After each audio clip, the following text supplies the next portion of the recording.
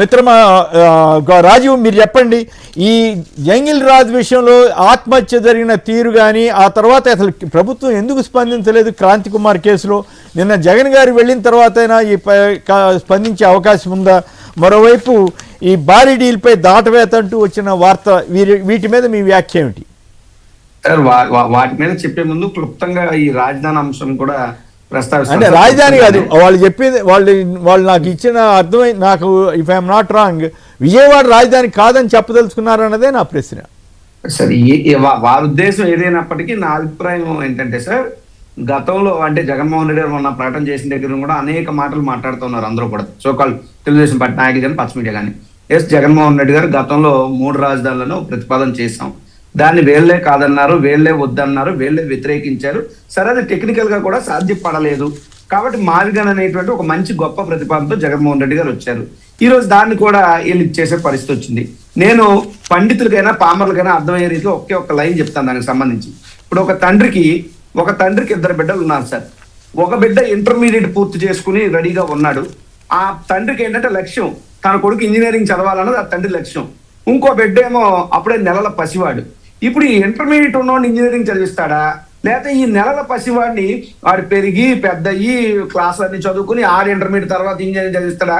బుద్ధి జ్ఞానం ఉన్నాడు ఎవరైనా ఏం చేస్తారు, ఇంటర్మీడియట్ చదువుకున్న ఇంజనీరింగ్ పంపిస్తారు. సేమ్ ఇప్పుడు మావిగన్ అండ్ అమరావతి ఆ 29 గ్రామాల పరిమితం అనే దాన్ని చూస్తే ఖచ్చితంగా అది కూడా మావిగన్ లో అంతర్భాగం, అందులో డౌట్ ఏం లేదు.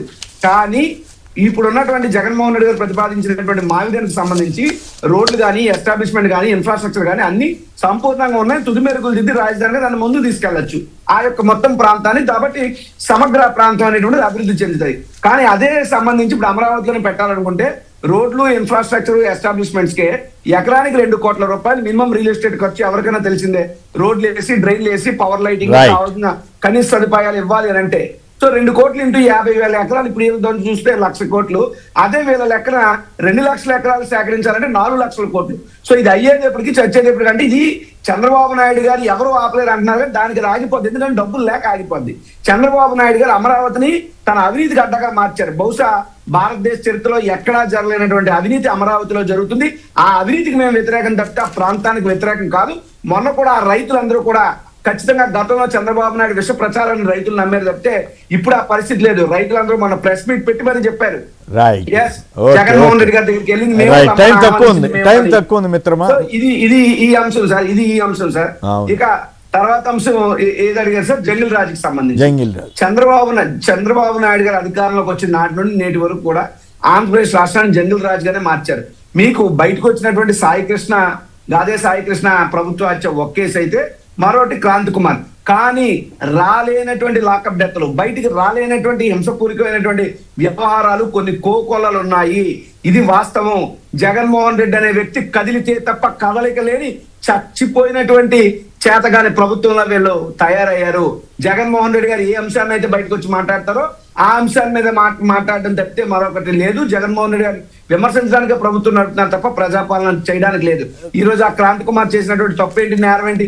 ఏదైనా ఎవరైనా తప్పు చేసి ఉంటే, నేరం ఉంటే, కేసులు ఉంటే దాని చట్ట ప్రకారం వెళ్ళాలి. చట్టాన్ని చేతుల్లో తీసుకోవడం ఏంటి? సో ఖచ్చితంగా జంగిల్ రాజు అని చెప్పడానికి వేరే ఉదాహరణ అక్కర్లా. ఎప్పటికైనా ప్రభుత్వం మొద్దు వదిలి దానికి సంబంధించి ఇక్కడ గమనించండి, ఒక చైన్ లింక్ గమనించండి. సిఐని సిపి కాపాడుతున్నాడు, సిపిని డీజీపీ కాపాడుతున్నారు, డీజీపీని ముఖ్యమంత్రిని కాపాడుతున్నారు. ఏంటి ఈ ఉన్నటువంటి చైన్ లింక్ అంటే?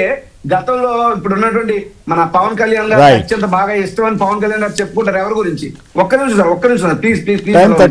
ఇప్పుడు ఆయన గద్దర్ గారి గురించి చెప్తారు కదా, గద్దర్ గారు రాశారు, నయీము గాడు అలీము గాడు నువ్వు తయారు చేసిన తల్వార్ లేరా చంద్రబాబు నాయుడు గారని. సో ఏమన్నా ఇలా వీళ్ళందరినీ అడ్డు పెట్టుకుని ఏదైనా ఒక సిండికేట్ గా ఏర్పడి ఈ యొక్క రాజ్యాంగ వ్యతిరేక శక్తులుగా వీళ్ళని మార్చి తద్వారా డబ్బులు గుంజుకోవాలనేటువంటి రాకెట్ ఏమన్నా ఆ ప్రాంతంలో నడుస్తుందా అన్నటువంటి అనుమానాలు కూడా కలుగుతున్నాయి. కాబట్టి దీని మీద ఖచ్చితంగా సిబిఐ ఎంక్వైరీ జరగాలని చెప్పి మేము డిమాండ్ చేస్తా ఉన్నాం. రైట్. తిలక్ గారు మీరు చెప్పండి, నిన్న జగన్ గారి టూరు ఎఫెక్ట్ ఎట్లా ఉంది, ఆయన మాట్లాడిన తీరు కానీ, అక్కడ వచ్చినటువంటి స్పందన కానీ. సో ప్రభుత్వం ఈ కేసుని అసలు ఎందుకు టచ్ చేయకుండా వదిలేసింది? అక్కడేమో కులాలని చెప్పి ప్రచారం చేశారు, ఇక్కడ మరి ఇతను పాపం పూర్తిగా బలహీన వర్గానికి సంబంధించిన వ్యక్తి కదా. కేసు అనేది ఇక్కడ కేసులో సాయి కృష్ణ విషయంలో జగన్మోహన్ రెడ్డి గారు ఇల్లు వచ్చిన వెంటనే ఎఫ్ఐఆర్ రిజిస్టర్ చేయమని ముఖ్యమంత్రి గారు ఆదేశిస్తే ఎఫ్ఐఆర్ రిజిస్టర్ చేశారు. రాజ్ కుమార్ విషయంలో ఎఫ్ఐఆర్ ఎందుకు రిజిస్టర్ చేయాలో జగన్మోహన్ రెడ్డి గారు వెళ్ళలేదు కదా. అంటే ముఖ్యమంత్రి చెబితేనే కేసులు ఎఫ్ఐఆర్ రిజిస్టర్ అవుతాయి అనేది ఇక్కడ స్పష్టంగా అర్థమవుతుంది. రెండో పాయింట్ ఏంటంటే ముఖ్యమంత్రి దగ్గర నుంచి ఆదేశాలు ఉంటేనే ఆ ఎంక్వైరీ సక్రమంగా జరుగుతోంది అనే అనుమానం కలగడానికి ఆస్కారం ఇస్తోంది. ఇప్పుడు సాయి కృష్ణ కేసులో ఎంక్వైరీ ఎట్లా జరుగుతోంది? కానిస్టేబుల్స్ సాక్ష్యాలు తీసుకుని సర్కిల్ ఇన్స్పెక్టర్ ఇదంతా చేశాడు, చంపాడు అనేది తీసుకురావడానికి ప్రయత్నం చేస్తాం. అంటే సర్కిల్ ఇన్స్పెక్టర్కి ఎవరు ఆదేశాలు ఇచ్చారు? అక్కడ అసలు అతను అరెస్ట్ చేసి మార్కాపురం నుంచి తీసుకొచ్చిన వాళ్ళు ఎవరు? వాళ్ళకి రిటర్న్ ఆర్డర్ ఎవరు ఇచ్చారు అరెస్ట్ చేసి తీసుకురామని? ఎందుకు, ఏ కారణం మీద తీసుకొచ్చారు? ఏ కేసులో తీసుకొచ్చారు? ఆ కేసులో కంప్లైంట్ ఎవరు? ఇవన్నీ కూడా అసలు సిపి ఎందుకు జోక్యం చేసుకోలేదు? ఇప్పటి వరకు కూడా దాని విషయంలో ఎందుకు మాట్లాడలేదు? డీజీపీ ఎందుకు మాట్లాడలేదు? అయితే ఇప్పుడు రేపు ఒక్క నిమిషం, అయితే రేపు మెజిస్ట్రేట్ విచారణకి మొత్తం మీద 50 రోజుల తర్వాత అయినా ఆదేశాలు ఇచ్చినట్టున్నారు. రేపు జరుగుతుంది కదా, కనీసం దాంట్లోనే ఈ విషయాలన్నీ వచ్చే అవకాశం ఉంటుందా? ఇప్పుడు ఇప్పటికే పక్కదారి పట్టించారు, చాలా రకాల వదంతులు ఉన్నాయి. ఇప్పుడు ఇప్పటికే వాళ్ళ కుటుంబ సభ్యుల మీద ఒత్తిడి బాగా పెరిగింది. అది బెదిరింపుల స్థాయికి పెడుతుందా, ప్రలోభాల స్థాయికి పెడుతుందా తెలియదు. కాబట్టి ఆ కేసు దాన్ని పక్కదారి పట్టించడానికి కావలసిన చర్యలన్నీ ఇప్పటికే జరుగుతున్నాయి. ఓకే, జరిగిన తర్వాత ఎంక్వైరీ చేస్తే ఉపయోగం ఏంటి? మరి ఇప్పుడు క్రాంతి కేసు ఏమవుతుంది చెప్పాలి? చాలా ఆధారం అండి. ఆయన వీడియో రిలీజ్ చేసి ఆత్మహత్య చేసుకున్నాడు. వీడియోలోనే కేసు రిజిస్టర్ చేయలేదు. దాని మీద స్పష్టంగా ఆధారాలు ఉన్నాయి కదా. ఇప్పుడు సాయి కృష్ణ అంటే శవం లేదు, ఆధారాలు కావాలి, సాక్ష్యాలు కావాలి. రాజ్ కుమార్ది వీడియో ఉంది కదా, ఎందుకు కేసు రిజిస్టర్ చేయలేదు? పోలీస్ కమిషనర్ కలిసినా ఎందుకు చేయలేదు? అంటే చాలా స్పష్టంగా పోలీసుల వ్యవహార శైలి భిన్నంగా ఉంది. కేసులు మాఫీ చేయడానికే తప్ప మరొకటి కాదు అనేది ఇంకోటి ఏంటంటే, నిన్న జగన్మోహన్ రెడ్డి గారికి వాళ్ళు ఏం చెప్పారు? రాజ్ కుమార్ తల్లిదండ్రులు వాళ్ళు చెప్పింది ఏంటి? గంజాయి అమ్మించాడు సర్కిల్ ఇన్స్పెక్టర్ మా అబ్బాయితో అనే విషయం చెప్పారు. చాలా సీరియస్ ఇష్యూ. గంజాయి అమ్మించడం, గంజాయి తెప్పించడం అంటే పోలీస్ స్టేషన్ లో మాఫియా డల్గా తయారయ్యా. దాని మీద ఎంక్వైరీ జరగాలి కదా. సీసీ ఫుటేజ్ ఎందుకు మావేని ఎంక్వైరీ జరగాలి కదా. కేవలం చనిపోవడం మీద మాత్రం మైసూరు ఎంక్వైరీ చేస్తారా? 4 రోజుల పాటు సీసీ ఫుటేజ్ మాయమైంది. డీజీ ఆఫీస్ సీసీ ఫుటేజ్ ఏమైంది? సిపి ఆఫీస్ ఏమైంది? కంట్రోల్ రూమ్ ఏమైంది? ఇవన్నీ కూడా ఎంక్వైరీ జరగాలి కదా. అంటే పోలీస్ సిస్టమ్ సక్రమంగా లేదు. విజయవాడ కమిషనరేట్ ఏరియాలో పోలీస్ సిస్టమ్ అంతా సర్వనాశనం అయింది. మాఫియా డెల్లాగా ఇప్పుడు నిన్న రాజ్ కుమార్ తల్లిదండ్రులు చెప్పిన దాని ప్రకారం గంజాయి అమ్మించారంటే అంటే మాఫియా వ్యవహారాలు కదా జరిగేది. మరి దీని మీద ఎందుకు సమాధానం చెప్పరు? అలాగే బిగ్ బాస్ మార్పు వచ్చింది, దాని మీద కూడా మరి పోలీసులు కోర్టులకు ఎందుకు చెప్పలేదు?